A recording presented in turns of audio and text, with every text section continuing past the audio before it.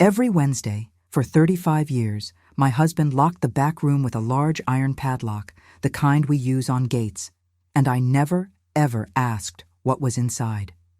Until the day he died, and a woman I had never seen in my life showed up at his funeral, kissed my husband's forehead, and cried as if she owned that body I had shared for more than 3 decades. My name is Margaret Susan Miller. I'm 76 years old, have 5 children, 12 grandchildren, and a story I kept silent for far too long. Today I decided to tell it, because if there's one thing I learned in this difficult life, it's that silence doesn't protect anyone. Silence only feeds lies. And I lived 35 years inside the biggest lie a woman can live. Before I continue my story, I wanted to ask something of you who are listening to me now. If you're identifying with what I'm saying, if you're feeling that tightness in your chest, please like this video, subscribe to the channel, because I want my story to reach other women who might be going through what I went through.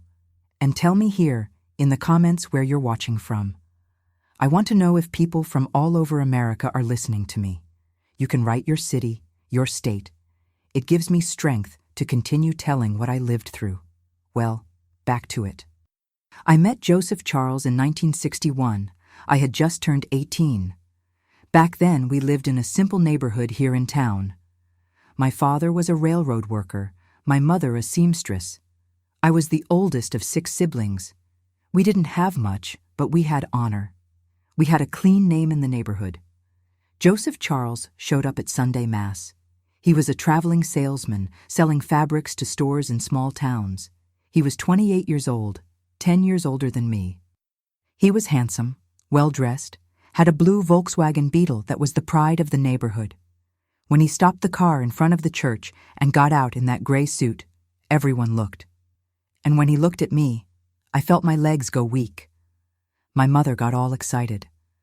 "Margaret, that young man is looking at you," she said, nudging my ribs. I pretended not to see, but I did. And when Mass was over, he came to talk to my father. He asked permission to invite me for ice cream at the town square with my mother present. Of course. Back then, a good girl didn't go out alone with a boy.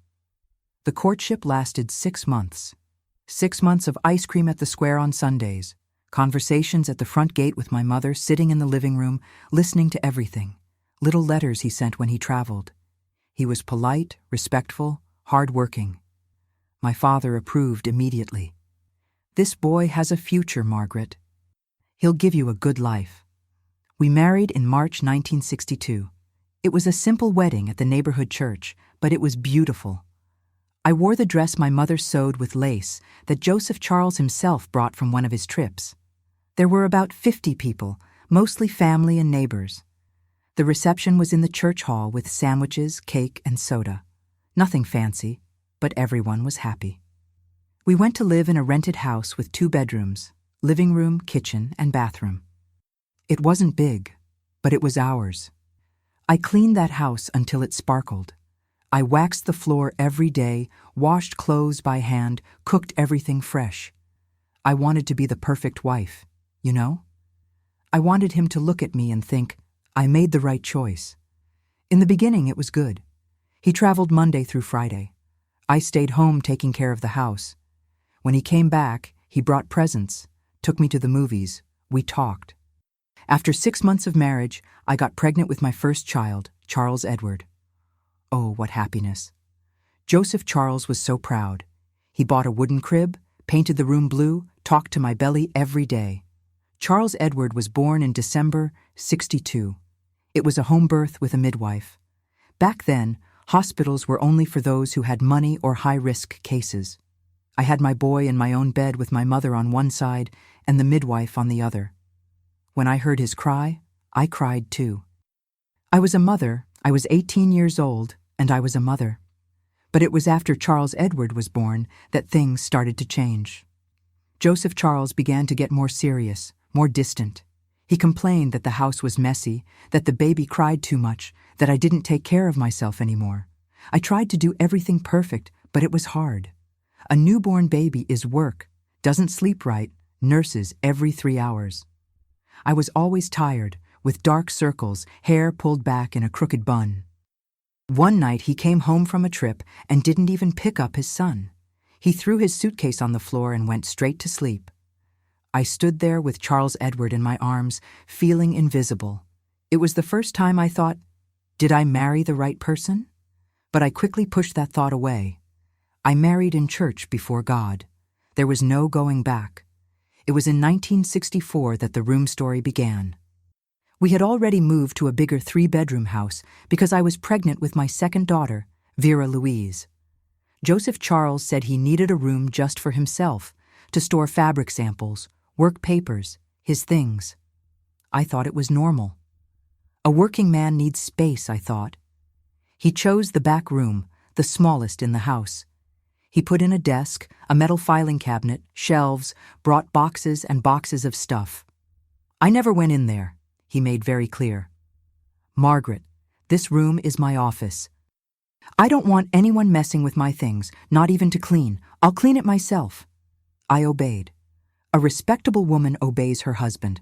That's what my mother always said. But then the Wednesdays began. Every Wednesday, without fail, Joseph Charles came home at 3 o'clock in the afternoon. He normally only came back from trips on Friday, but on Wednesdays he managed to be home. He'd arrive, eat lunch quickly, go straight to the back room and lock the door from the inside. I'd hear the key turning, and then, sometime later, the sound of a padlock being closed from the outside too. He stayed in there until about 7 at night, 4 hours locked up. I heard the sound of papers, sometimes the phone ringing inside. He had put an extension in the room, but I never heard loud conversation voices, never heard music, nothing, just silence and papers. When he came out, he was different. He took a long shower, put on cologne that Paco Rabanne he loved, put on clean clothes, and left. I'm going to take care of some things. I'll be back late, he'd say. And he did come back late, 10, 11 o'clock at night. He'd eat dinner and go to sleep. In the beginning, I asked, Joseph Charles, what do you do locked in that room every Wednesday? He'd look at me with that face of someone who's disappointed, hurt. Margaret, I work like a condemned man to support this house, so you all can have everything. And you don't trust me? You think I'm doing what? You don't respect me? And I felt terrible. I felt like the worst wife in the world. I'd apologize, make the food he liked, try harder, and stop asking. For 35 years, I stopped asking. Wednesdays became routine. I knew that Wednesday he'd come home early, lock himself in the room, come out perfumed, and come back late. I knew and accepted it because that's what a good wife did. Trusted her husband, took care of the house, raised the children. And I raised 5 children practically alone. Charles Edward, Vera Louise, John Paul, Mary Grace, and the youngest, little Peter. 5 mouths to feed, 5 bodies to dress, 5 lives to care for. Joseph Charles supported the house. He did that. There was never a lack of money for food, clothes, medicine. But he wasn't present. He traveled all week, and when he was home, he was distant, quiet, locked in that damned room. Every Wednesday. I became a seamstress, like my mother. I made clothes for other people to help with expenses. I sewed at night, after the children went to sleep, on the singer machine my mother gave me as a wedding gift. The house was always full of scraps, threads, patterns. That was my world. The children, sewing, the house, that's all. Joseph Charles was never violent in hitting me, never raised a hand to me, but there was violence in the way he spoke, in the way he made me feel small, stupid, incapable. When I complained that he traveled too much, he'd say, "Do you want me to stop working and have us go hungry?" When I asked him to spend more time with the children, he'd say, "That's a mother's job. I already do my part, bringing in the support." When I cried from exhaustion, he'd roll his eyes and say, "Every woman takes care of house and children. Why are you the only one complaining?" I was disappearing, becoming a shadow in my own house. My life was waking up at 5 a.m., making coffee, waking the children, getting them ready for school, washing clothes, hanging them on the line, cleaning house, making lunch, sewing orders, picking up children from school, helping with homework, making dinner, giving baths, putting them to bed, sewing a little more, sleeping at midnight, and starting over the next day. And every Wednesday, that routine added his ritual: the locked room, the long shower, the cologne, the mysterious departure. And I never asked again, never again, because I had learned that asking was distrusting, and distrusting was disrespecting, and disrespecting was being a bad wife. And I didn't want to be a bad wife. I wanted that to work out. I had married in church. I had 5 children. I had no choice. The years went by, and I got used to that life. You know when you start accepting things because it's easier than fighting? That was it. I had become a machine for taking care of people, taking care of house, surviving. And Joseph Charles continued with that Wednesday routine without missing a single time. There was a Wednesday in 1973 when little Peter got very sick. He was about 4 years old, had a high fever, vomiting, diarrhea. I was desperate. I called Joseph Charles at work early in the morning. I asked him to come home, that the boy was bad, that I needed help taking him to the doctor. He said he'd come. At 3 p.m. he arrived. My heart was even relieved. But you know what he did?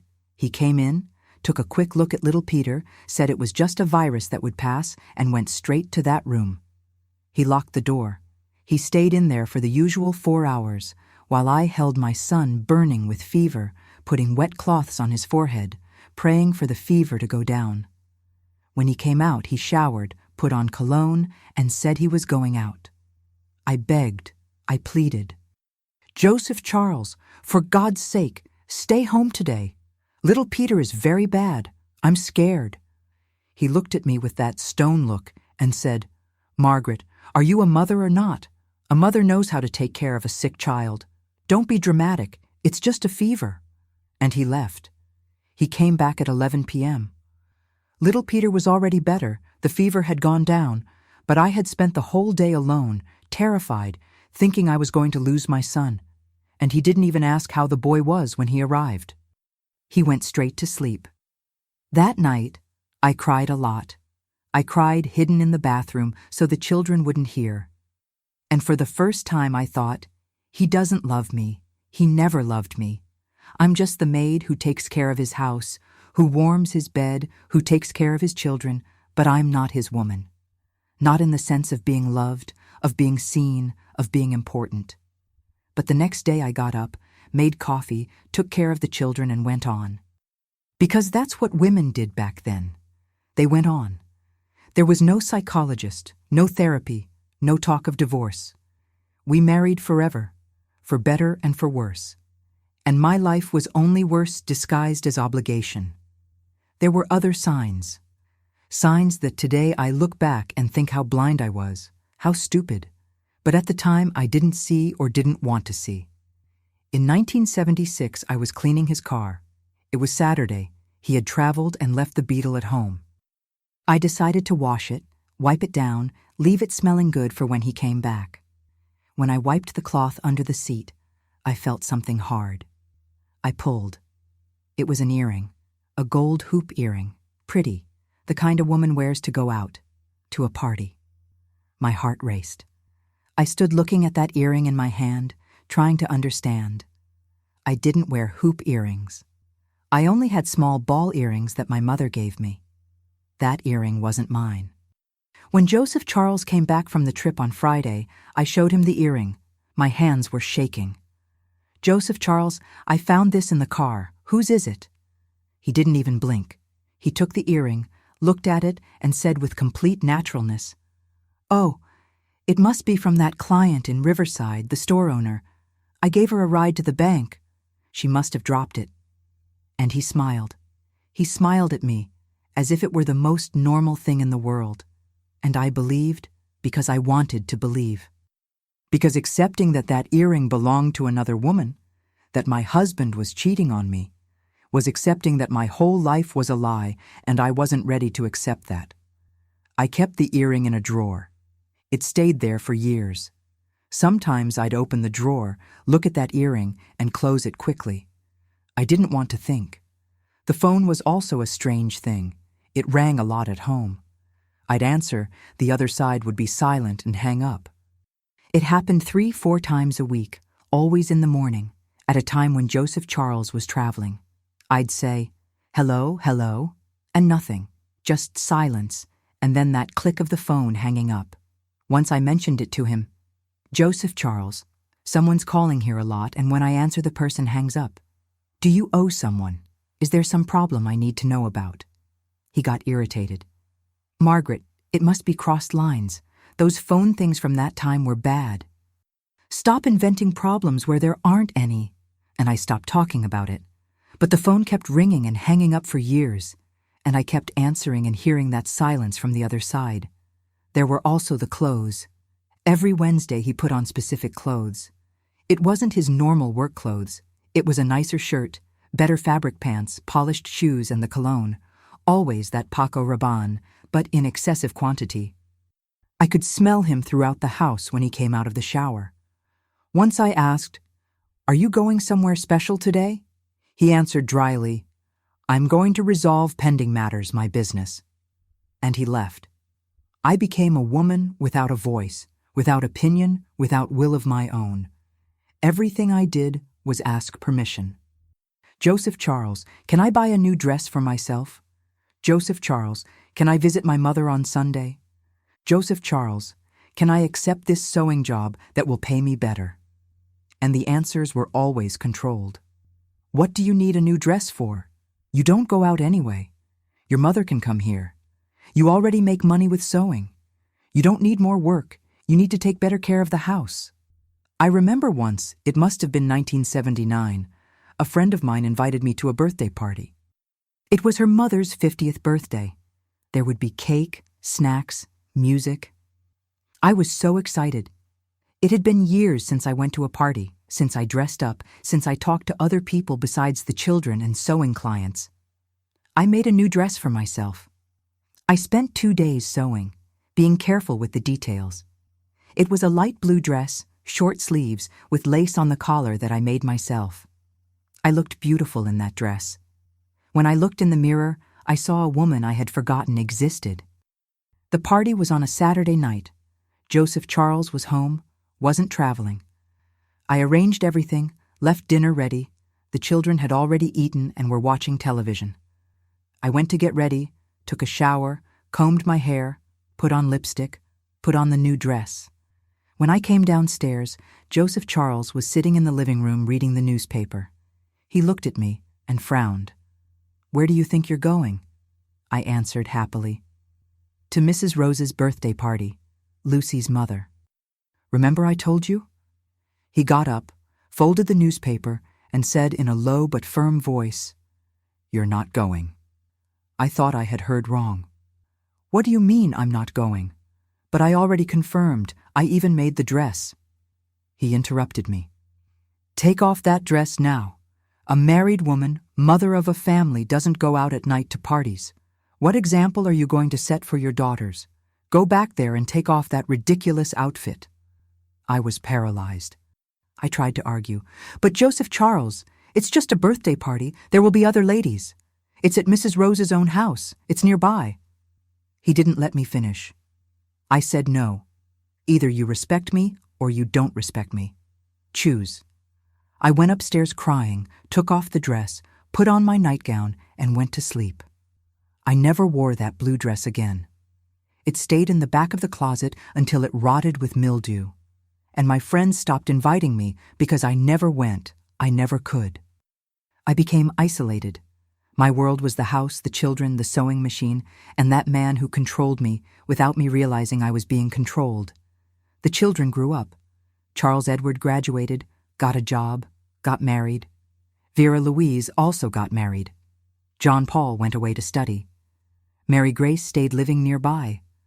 Little Peter was the only one still living at home in 1992. He was finishing high school. And during all this time, every Wednesday, without fail, that routine, the locked room, the shower, the cologne, the departure, the late return. I didn't even pay attention anymore. It had become part of life, like brushing teeth or making food. But there was something that happened in 1994 that left me with a flea behind my ear. We were at Sunday Mass, Joseph, Charles, and I. The children no longer lived at home, except Peter, who had gone traveling with friends. It was just the two of us. After Mass, we were leaving, greeting people. A lady I didn't know approached me. She was about 60, graying hair, simple clothes. She looked me right in the eyes and said, "Are you Mr. Joseph Charles's wife?" I answered yes. She kept staring at me with a strange expression between pity and anger. Then she said, "May God bless you," and she walked away quickly. I was confused. I commented to Joseph Charles in the car, "What a strange woman, right? Do you know her?" He was tense, gripping the steering wheel tightly. "I don't know her. She must be crazy. There are a lot of crazy people out there." And he changed the subject, but that woman's look stayed engraved in my head. It was a look of someone who knew something, someone who carried a heavy secret. I spent a few days thinking about it, but then I let it go. It was always like that with me. I let everything go. Life continued dragged, monotonous, joyless. I was in my 50s and felt 80. I was tired of everything, tired of waking up every day to the same routine, to the same cold man, to the same house empty of affection. The grandchildren started being born. Charles Edward gave me 2 grandsons, Vera Louise 3, Mary Grace 4. I lived for those children. When they came to visit me, the house filled with life. I made cake, played, told stories. It was in those moments that I felt truly alive. But when they left, the house returned to silence, and I returned to being that invisible woman, married to a man who barely looked at me, who barely talked to me, who lived locked in that damned room every Wednesday. In 1997, we had been married 35 years. People said, "What a blessed couple, so many years together." If they only knew. If they only knew that together we never really were. We only shared the same roof, the same bed, the same last name. But love, complicity, partnership, none of that existed. I was 63, he was 73, retired, no longer traveling. But Wednesdays continued the same. He'd wake up, have coffee, stay around the house doing things, and when it hit 3 p.m., there he went to the room. He'd lock up, stay until 7, come out, shower, put on cologne, and disappear until late. I wondered what a 73-year-old man does locked in a room every Wednesday. What does he do outside the house every Wednesday night? But I didn't ask out loud because I had learned to be quiet. I had a doctorate in keeping my mouth shut, in swallowing doubts, in pretending everything was fine. Until June 18th, 1997 arrived, a Wednesday, the last normal Wednesday of my life. June 18th, 1997, a cold Wednesday. I remember every detail of that day as if it were today. I woke up early, as always. Made coffee, bread with butter, corn cake left over from the day before. Joseph Charles came down, had coffee in silence, reading the newspaper. We barely talked by then. Days would go by without us exchanging more than half a dozen words. He looked a little pale that morning, complained of chest pain, said it was heartburn, that he had eaten too much at dinner. I offered Boldo tea. He accepted. He drank the tea, belched, said it had gotten better. He went upstairs, spent time shuffling papers, watching television. I spent the morning taking care of my things. I sewed a little. I had an order for 3 dresses from a client who was traveling. I made lunch, rice, beans, beef with onions, tomato salad. At noon, I called him. We ate lunch in silence, as always. He ate quickly, seemed anxious. At 2:30 p.m., he went upstairs, showered, put on clean clothes, brown pants, white shirt, leather belt. I was in the living room folding washed clothes when he came down. He looked at me, nodded, and went straight to that back room. I heard the key turning in the lock from inside, then the sound of the padlock being locked from outside because he had a way to do that. He'd put the padlock on and lock it from inside. Then he'd leave through a gap before closing completely. It was an engineering I never understood right and never wanted to understand. 3 p.m. absolute silence. I continued folding clothes, then went to the kitchen to prepare dinner. I peeled potatoes, chopped onions. The clock on the kitchen wall showed 3:50 when I heard a strange noise coming from the back room. It was a moan, a muffled moan of pain. My heart tightened. I dropped the knife, dried my hand on my apron, went to the room door. "Joseph Charles, is everything okay?" Silence. I knocked on the door. "Joseph Charles, answer me." Nothing. I started getting nervous. I knocked harder. "Joseph Charles, open this door." There was another moan, weaker, and then a dull thud, like something heavy had fallen to the floor. I panicked, started screaming. "Joseph Charles! Joseph Charles!" I shook the door, but it was locked. The padlock was on the outside, but the internal lock was closed. I couldn't open it. I ran to the neighbor's house, Mrs. Nancy, an evangelical lady who lived next door. "Mrs. Nancy, for God's sake, help me. Joseph Charles is feeling bad. He's locked in the room and I can't open the door." She called her husband, Mr. Oscar. They came with me to the house. Mr. Oscar tried to break down the door, but it was thick wood. It wouldn't give. He said he'd have to break it, that there was no other way. He got an axe from his yard and started hitting the door. With each axe blow, I felt like I was going to faint from nerves. When the door gave way, the scene I saw, I'll never forget. Joseph Charles was lying on the floor, face down, hand on his chest, eyes open, mouth slightly open. "Motionless!" I screamed. I screamed so much that the whole neighborhood appeared. Mr. Oscar turned his body over, tried to do chest massage, the kind they teach you to do when someone has cardiac arrest. But it was late. I knew it was late. His skin was already cold. Mrs. Nancy called the ambulance from the health clinic. They took 20 minutes to arrive. When they arrived, they confirmed what I already knew. Massive heart attack. He had died there alone, locked in that damned room on his Wednesday. The paramedics took the body. I stayed there in the middle of the living room, not knowing what to do. The neighbors started arriving, hugged me, gave me sugar water, said it was God's will. I wasn't crying. I was in shock, but I wasn't crying. I called the children. Charles Edward lived in New York, Vera Louise in Philadelphia, John Paul in Miami, Mary Grace here in town. Peter was living in Boston. Everyone said they were coming immediately. The wake was scheduled for the next day, Thursday, at the municipal funeral home. The body would be released from the coroner's office early in the morning. I spent that whole night awake, sitting in the living room, staring at nothing. The neighbors had arranged everything, called the funeral home, arranged the casket, flowers. I didn't have to do anything. I was functioning on automatic. Thursday morning, the children started arriving. Charles Edward arrived first with his wife and 2 children.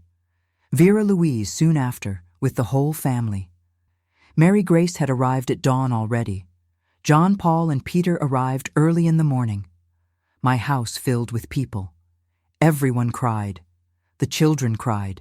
The grandchildren cried. I continued without crying. I was empty. Empty of feeling.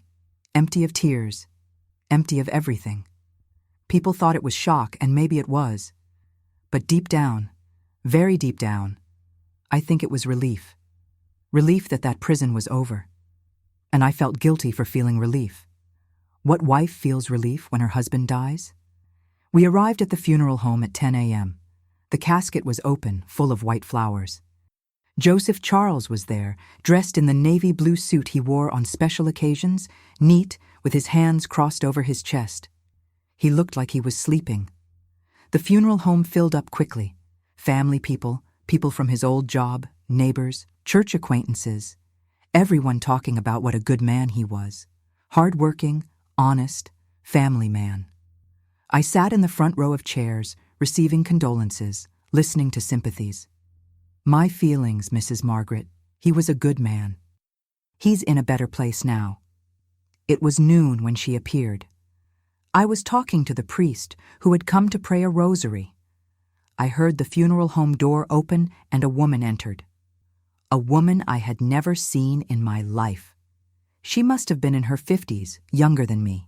Brown hair with some white strands, pulled back in a bun, simple black dress, black low shoes, small purse. 2 adult young women came with her, one on each side. The girls must have been in their 20s, 30s, also in black. The woman entered and stopped at the door, looking at the casket, her face contorted with pain. She let out a sob, covered her mouth with her hand, and the 2 girls held her by the arms, supporting her. I kept looking at who that woman was, why she was crying like that, as if she had lost someone very close. She came walking slowly to the casket. The girls came along, each one holding one of her arms. When she got close, she knelt down. She stayed there, kneeling in front of the casket, crying softly. Her hands trembled when she crossed herself. Then she got up, leaned over the casket, and kissed Joseph Charles's forehead. She kissed his forehead with care, with love. She lingered there, with her lips touching his cold forehead. I felt the world spin. Who was that woman who kissed my husband like that? I looked around. Everyone had stopped talking and was looking at the scene. Charles Edward got up from his chair. Vera Louise looked at me confused. The woman moved away from the casket, wiped her tears with a cloth handkerchief, and came in my direction. My heart was racing. She stopped in front of me, looked me in the eyes. Her eyes were red, swollen from crying, and in those eyes I saw a pain that mirrored mine, a pain of someone who had lost someone important. She opened her mouth to speak, but no sound came out. She tried again. Her voice came out trembling, low. "Are you Margaret?" I nodded. She took a deep breath, tears flowing nonstop. "I'm so sorry, so very sorry." And before I could ask anything, she turned her back and walked away quickly. The 2 girls went after her. I stood there paralyzed, watching her leave through the funeral home door and disappear. Charles Edward came to me. "Mom, who was that woman?" I didn't know what to answer. "I don't know, my son. I have no idea." Vera Louise was also disturbed. How strange, right? The way she cried, the way she kissed Dad. John Paul was suspicious. "This is very weird." The rest of the day passed in a blur. I couldn't stop thinking about that woman. Who was she? How did she know Joseph Charles? Why did she cry like that? Why did she apologize to me? The burial was the next day, Friday, 10 a.m., Municipal Cemetery. Many people went, the whole family, friends, neighbors. The casket was sealed, taken to the grave. The priest prayed the final prayers. The gravediggers started covering the casket with dirt. I looked at that grave swallowing the casket and thought, 35 years next to this man. And I didn't know who he really was. I didn't know what he kept in that room. I didn't know who that woman was who cried for him as if she were a widow. When I got home after the burial, the house was empty. The children had gone to a restaurant. They thought it was better to let me rest. I went in, took off my shoes, sat on the sofa, and looked at the hallway. At the end of the hallway, the door to the back room, the door broken by Mr. Oscar's axe. I got up, walked slowly there. The door was ajar, the wood splintered. I pushed. The room was as Joseph Charles had left it on Wednesday. The desk with papers on top, the metal filing cabinet, the shelves with boxes, and on the floor, near where he had fallen, the padlock. The padlock he used to lock that door for 35 years. I picked up the padlock. It was heavy, made of iron. There was a key hanging on it, the key that the paramedics had used to open when they broke down the door. I looked at that padlock, and all the anger I had kept for 35 years rose up my throat. I threw the padlock at the wall hard. It hit, left a mark on the plaster, fell to the floor with a dry noise, and I started to cry. I cried for the first time since he had died. I cried with rage. Rage at him, rage at myself, rage at that whole life I had wasted. But I still didn't have the courage to search that room. Not yet. I closed the broken door as best I could and left. I went to bed. I slept a heavy sleep, full of nightmares. Saturday morning, The children came to have coffee with me. We talked about procedures, about inventory, about documents. No one mentioned the woman from the funeral, but I saw in everyone's eyes that they were also thinking about her.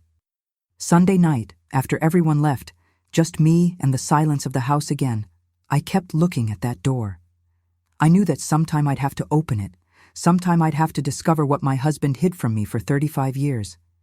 But that Sunday, I still wasn't ready, still didn't have the strength to face the truth.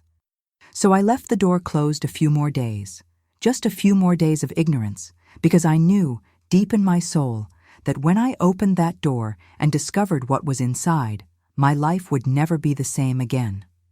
3 days passed, 3 days that seemed like 3 years. I looked at that broken door in the hallway and felt my stomach turn. I knew I needed to go in there. I knew I needed to arrange things, organize Joseph Charles's documents, see what had to be taken for inventory. But every time I gathered courage, my legs weakened. On Tuesday, a week after his death, the doorbell rang. It was mid-afternoon. I was in the kitchen, stirring a bean broth I wasn't even going to eat. I was just making it to keep my hands busy. When I opened the door, I was startled. It was her, the woman from the funeral. Up close, I could see her face features better. She had light eyes, honey-colored, with wrinkles at the corners. Her hair was loose now, falling on her shoulders. She wore a beige blouse and brown pants. In her hand, a fabric bag. We looked at each other for seconds that seemed eternal. She broke the silence. "Mrs. Margaret, I need to talk to you, please." Her voice came out trembling, loaded with anguish I could feel. My first reaction was to close the door in her face, but something held me. Maybe it was the need to understand. Maybe it was anger wanting a target. I don't know. I opened the door a little more. "Who are you?" She took a deep breath. "My name is Sandra Williams. I knew Joseph Charles. We need to talk. Please give me just a few minutes." I let her in, I don't know why. She entered slowly, looking around as if she recognized the place, although I was sure she had never been there. We sat in the living room, facing each other. I didn't offer coffee, didn't offer water, nothing. I just waited for her to speak. Sandra put the bag on the floor, intertwined her fingers in her lap, looked at me and her eyes filled with tears. "Mrs. Margaret, there's no easy way to say what I came to say. I rehearsed this 1,000 times in my head, but now that I'm here, the words disappear." "Then stop beating around the bush and speak," I said, and the coldness in my voice surprised even me. She nodded, wiped tears with the back of her hand. "I was Joseph Charles's companion for 32 years. The world stopped, literally stopped. I heard what she said, but my brain refused to process. "Companion," I repeated, my voice coming out strange. "We met in 1965. I worked in a fabric store in Riverside. He went there to sell his samples. We started talking.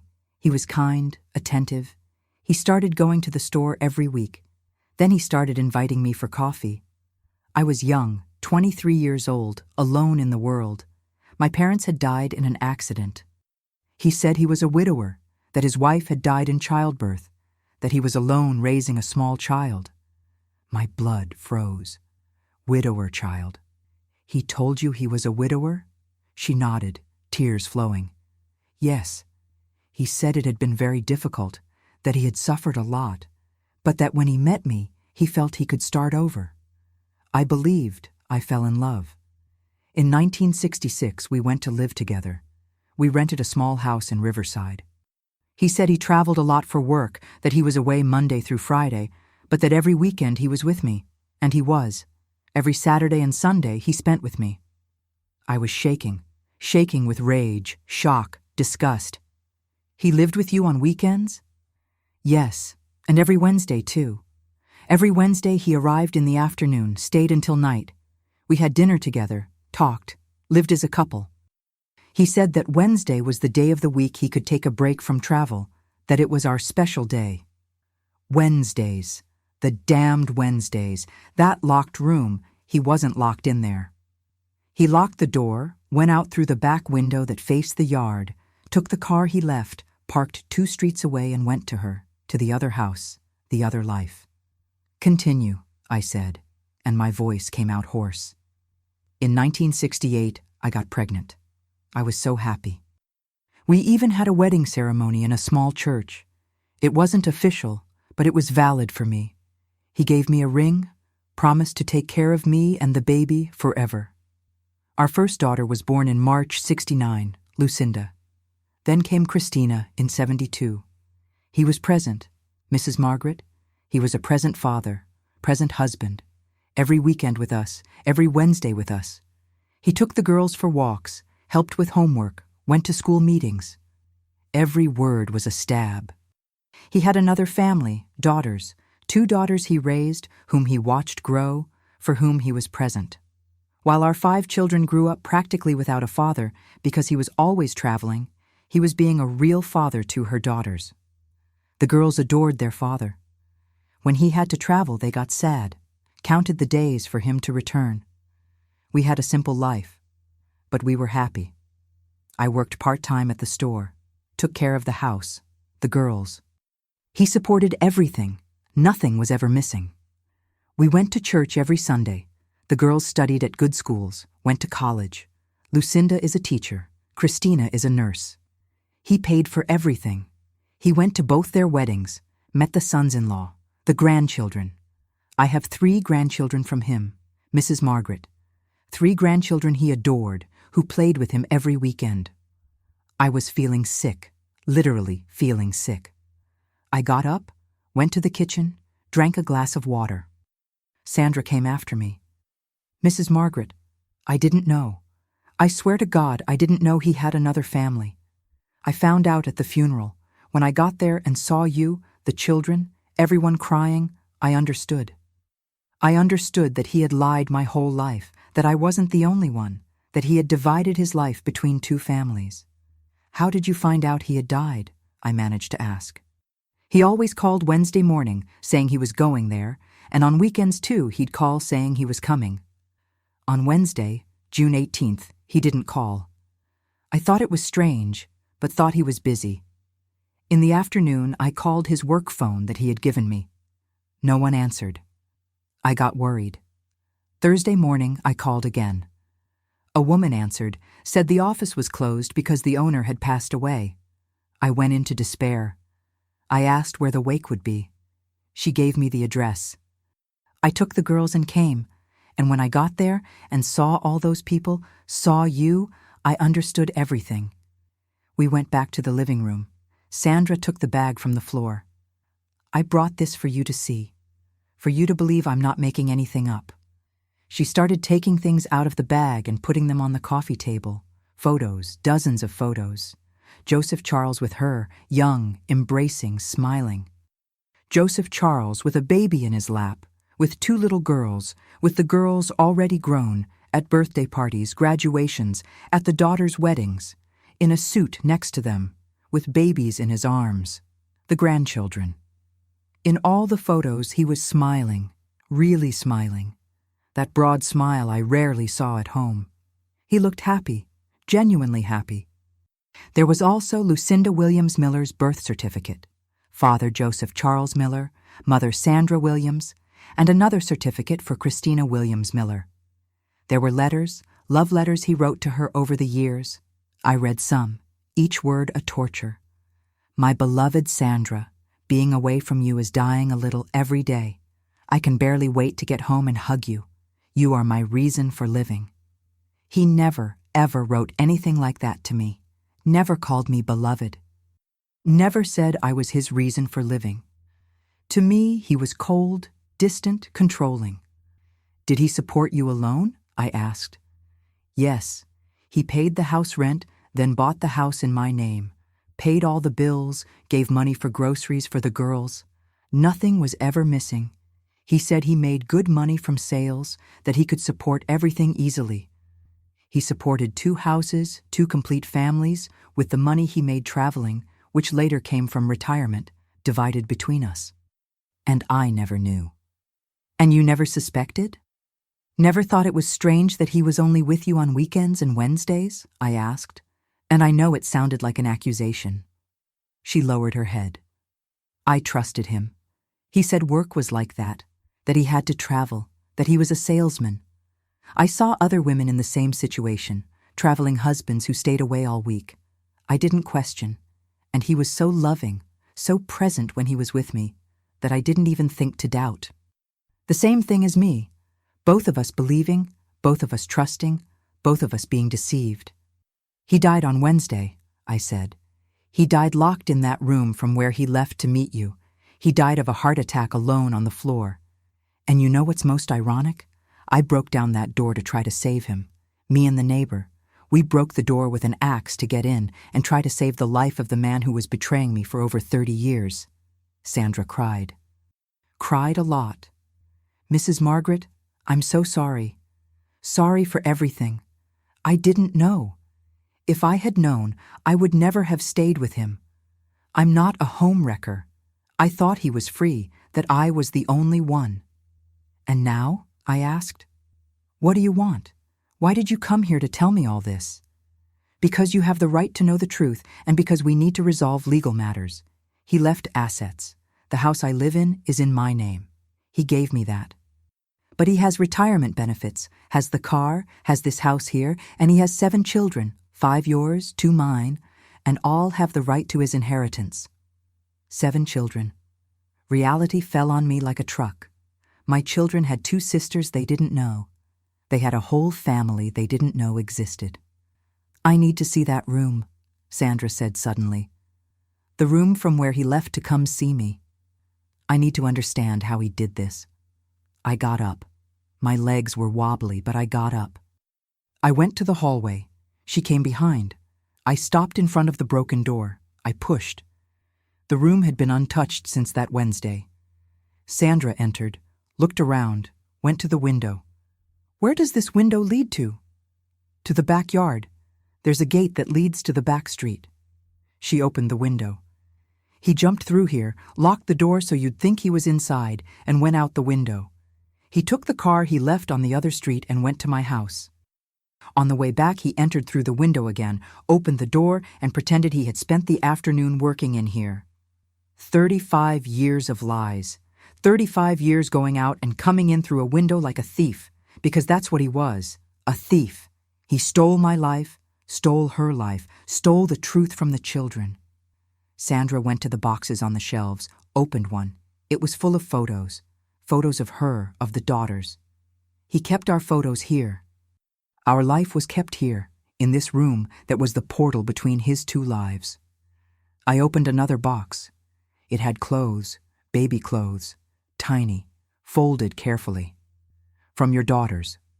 Yes, he kept everything. He was sentimental about their things. I opened the desk drawer. There were more letters. I opened a filing cabinet drawer. There were receipts, paid bills, documents, electric and water bills from an address in Riverside. Her house, everything organized, everything kept. At the bottom of the drawer, a manila envelope sealed. I took it. It was heavy. I opened it. Inside was money, a lot of money, stacks of bills. I counted. It was $20,000. A handwritten note from him. For emergencies, S for Sandra. He kept money for her to guarantee that if something happened, she would be protected. I sat in his chair. Sandra sat on the floor. We stayed there in silence, surrounded by the wreckage of a double life. What do we do now? Sandra asked.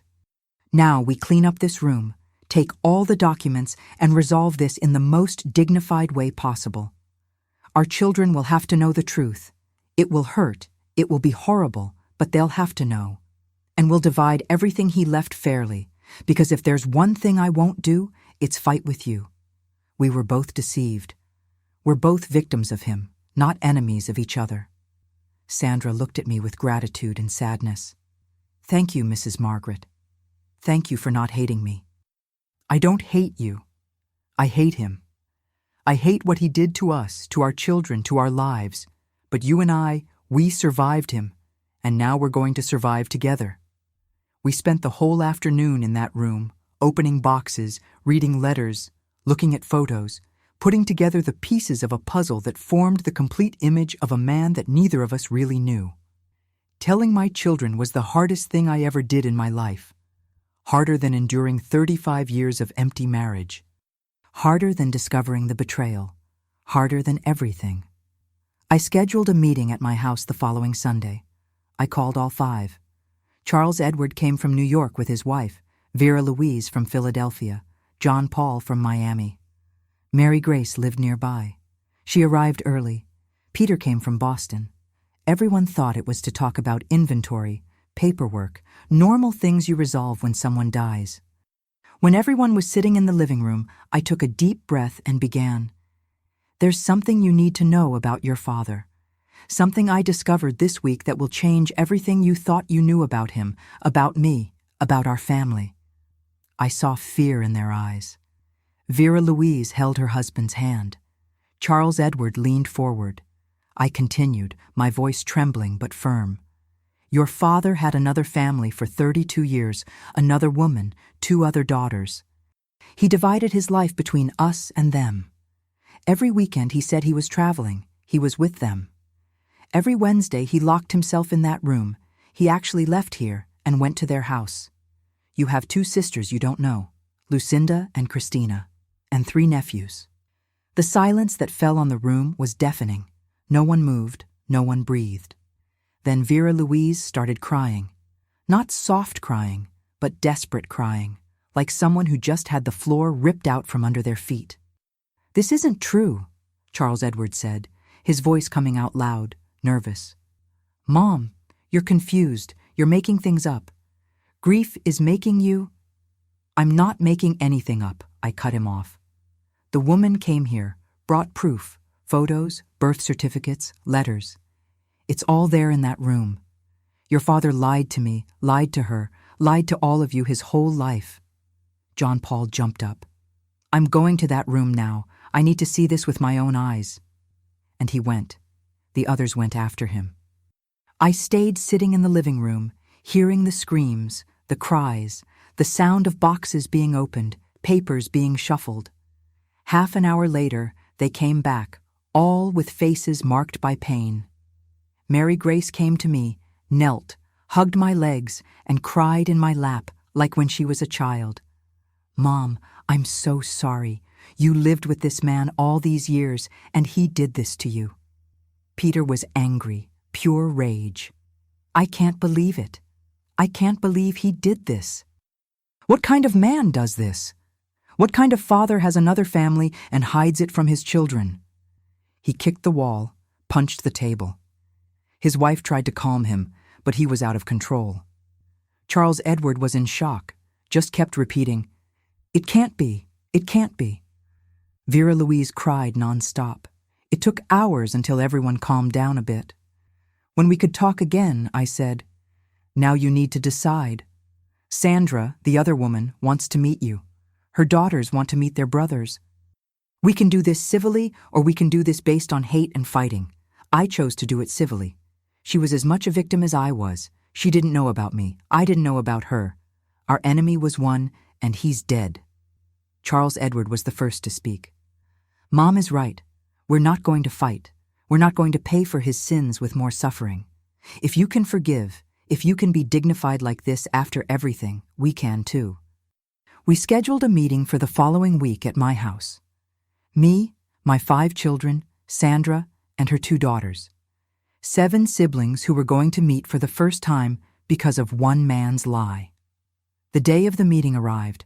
I had made cake, coffee, snacks. I wanted it to be as painless as possible, though I knew it would be horrible anyway. My children arrived first. They were nervous, tense. No one knew what to say. When the doorbell rang and I opened the door, there they were, Sandra, Lucinda, and Christina. The girls were beautiful. Lucinda had Joseph Charles's eyes. Christina had his smile. Seeing those traits I knew so well in strange faces was surreal. They entered slowly. Everyone greeted each other with forced politeness. We sat in the living room, a heavy atmosphere in the air. Sandra broke the silence. I know this is strange for everyone. For us, too.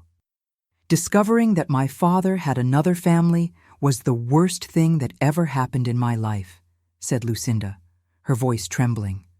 For us, too, answered Charles Edward. And there, in that living room, little by little, the conversation flowed. They told stories. They discovered that Joseph Charles took Lucinda fishing every Saturday morning, the same thing he did with John Paul when he was little. That he taught Christina to do math at the kitchen table, same as he taught Mary Grace. That he had the same habits, the same quirks, the same phrases in both houses. They discovered they were alike, that they had the same tastes, the same laughs, that they were real brothers and sisters, united by lying blood, but by true pain. That day, something happened, something I never imagined would be possible. A real family began to be born. Not the family that Joseph Charles built on lies, but a family we chose to build on truth. The following months were difficult.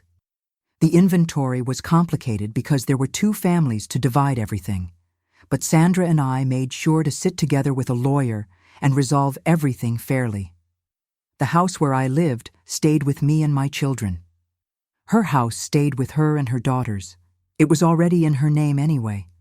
The back retirement money was divided equally among the 7 children. The car was sold and the value divided. There were people who criticized, neighbors who said I should sue Sandra, throw her out, destroy her. People from church who said I was being weak, that I was dishonoring my husband's memory. But you know what I learned? That other people's opinions don't pay my bills, don't heal my wounds, don't bring back my dignity. Sandra and I started meeting for coffee.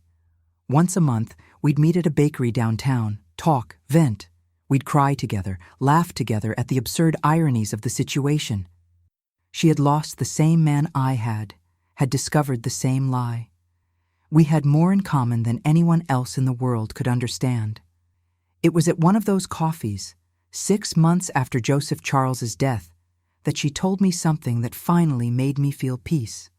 You know, Margaret, I spent my whole life thinking I was lucky, thinking I had a wonderful husband who loved me, who took care of me. But now I understand that he didn't love me or you. He loved having control. He loved having 2 lives, 2 worlds he completely controlled. We weren't loved, we were possessed. And she was right. He didn't love us. He possessed us. He controlled us. And when he died, we finally became free. I decided to go to therapy. Yes, at 73 I started therapy. Mary Grace took me to a psychologist. At first I thought it was nonsense, rich people stuff, modern people stuff. But after a few sessions, I understood the value. I understood that I had spent my whole life being small, nullifying myself, accepting crumbs and calling it love.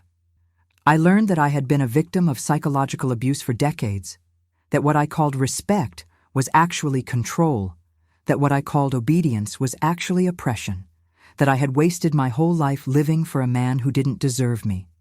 But I also learned it wasn't too late to start over. At 73, I started really living. I bought colorful clothes, the kind Joseph Charles never let me wear. I started going out with friends, to movies, theater. I accepted invitations I used to refuse.